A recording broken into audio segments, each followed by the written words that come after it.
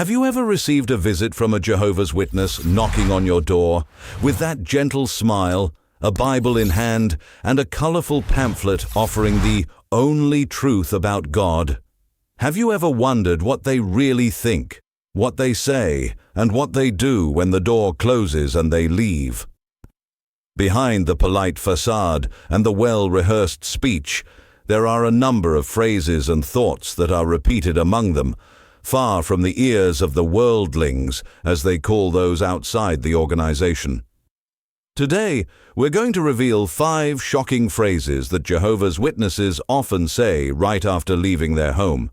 Phrases that reveal the judgment, coldness, and even contempt with which they view those who don't accept their message. Get ready to discover what no one has ever told you. And before we go any further, leave a like, subscribe to the channel, comment below if you've had a similar experience, and if you can, activate Super Chat to support our work. Now, let's get down to what really matters. 1 inch. This one is going to be destroyed at Armageddon. It may sound like an exaggeration, but this phrase is often heard among the older, more indoctrinated members. Armageddon, for Jehovah's Witnesses, is the moment of final judgment when God will eliminate all those who are not within the organization. Literally, everyone. In other words, if you've heard the message, received the booklet, and still haven't shown any interest, many consider you to be doomed. The simple fact of not accepting a Bible study or showing little enthusiasm can already put you, in their eyes, on the list of the spiritually dead. And the most striking thing, this view is not just the personal opinion of some members. It is encouraged in the Watchtower's official literature, which constantly reinforces that the world is doomed and that only the faithful survivors will be saved. So when the door closes, judgment is passed in silence, or not so silence. 2 inches, I wasn't a sheep. Within the organization's terminology, those who respond positively to the message are called sheep, while the rest are seen as goats, a symbol of rebellion and rejection of God. This language is directly inspired by a biblical parable, but applied in a rigid and ruthless way.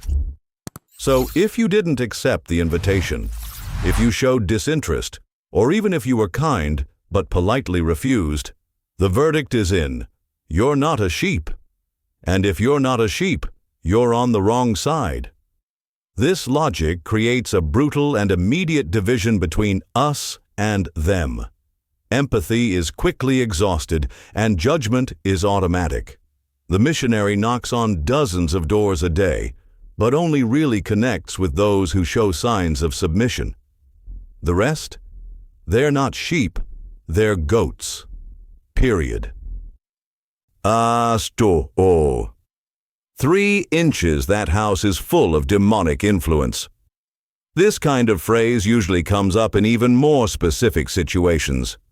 Sometimes, if the house has visible religious symbols, such as an image of Our Lady, a crucifix, candles, or even incense, the deduction is made on the spot. There is demonic influence there.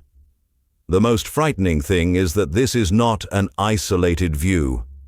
The doctrine teaches that the world is under Satan's control, and that therefore anything that doesn't conform to the Watchtower's teachings could potentially be a tool of the devil. There have been reports of members running out of houses with religious images, claiming that they felt negative energy or that the atmosphere was charged. In other words, if you follow any traditional Christian, Spiritist, or Catholic faith, your home can automatically be labeled as enemy territory. 4 inches. Let's mark this house as not interested. This is one of the most common and, at the same time, most revealing phrases. When a person shows indifference or politely refuses, the house is marked. They write down the address and classify the resident as not interested, a cold code that decides if and when they will return. And the truth is that this marking often has an almost punitive tone. It's not just a matter of logistics to organize visits, but a way of categorizing who doesn't deserve any more attention. Of course, they may knock on the door again in the future, but usually only if there is a change in strategy or if the missionary is different. The person who has firmly but respectfully closed the door is often dismissed without further contact. What's worse, they are silently judged, as if they had lost their one chance at salvation. 5 inches. Maybe he won't listen until it's too late. This phrase is a real emotional blow. Many witnesses believe that those who reject God's message will only realize the truth when it is too late, when they are already facing a tragedy, a terminal illness, or in the midst of the long-awaited Armageddon. This view creates a kind of spiritual superiority, as if those inside the organization are already saved and look down on those who are still in the dark.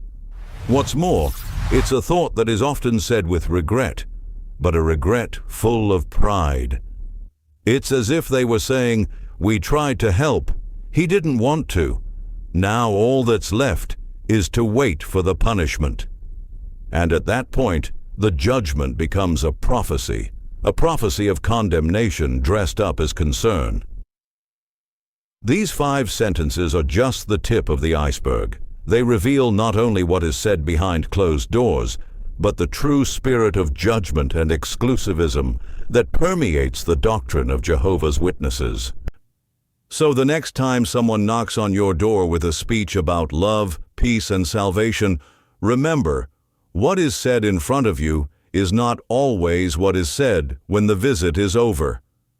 If this video has opened your eyes, leave a like, subscribe to the channel, and comment below if you've seen or heard something similar.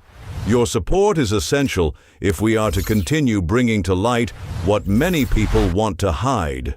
And if you can, support us on Super Chat. That way you'll help us reach even more people with content like this. See you in the next video. Until then.